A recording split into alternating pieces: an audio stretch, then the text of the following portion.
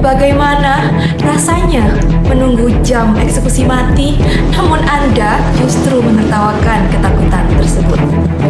Halo Sobat Literasi, perkenalkan saya Anissa Nila Husna dari SMA N 1 Batu.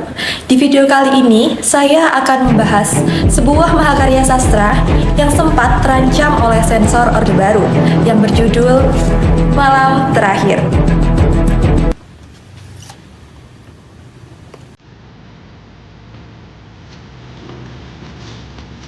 Antologi cerita pendek ini ditulis oleh Laila S. Chudori, diterbitkan oleh Kepustakaan Populer Gramedia, dan merangkum kisah-kisah tajam dalam 117 halaman. Buku ini merangkum 9 cerita pendek memikat yang ditulis pada akhir era 1980-an. Melalui antologi ini, Laila S. Chudori, yang juga kita kenal lewat novel Pulang dan Mau Bercerita, menunjukkan taringnya di awal karir. Di tengah atmosfer politik yang represif kala itu, beliau dengan berani mengemas kritik sosial, gugatan gender, dan psikologi manusia dalam prosa yang sangat tajam. Mari kita bedah cerpen utamanya yang berjudul sama, yakni Malam Terakhir.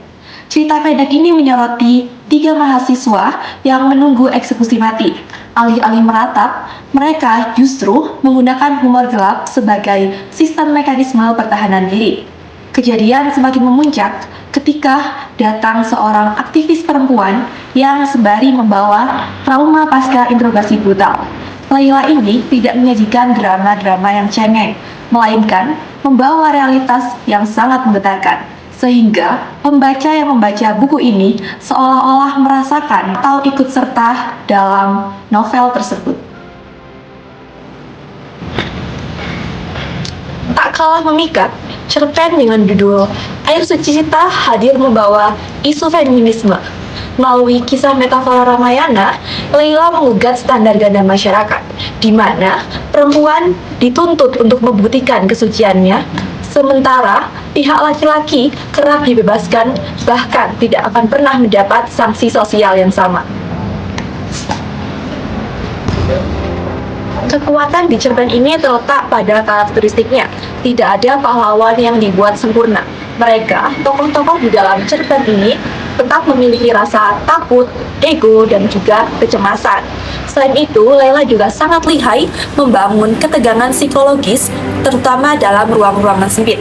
Contohnya, dalam ruang interogasi dan juga domestik rumah tangga.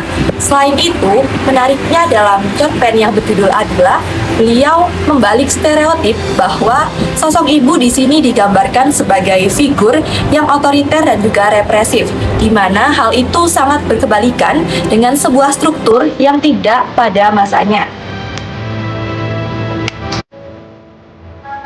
Namun perlu dicatat, buku ini bukanlah buku bacaan yang ringan.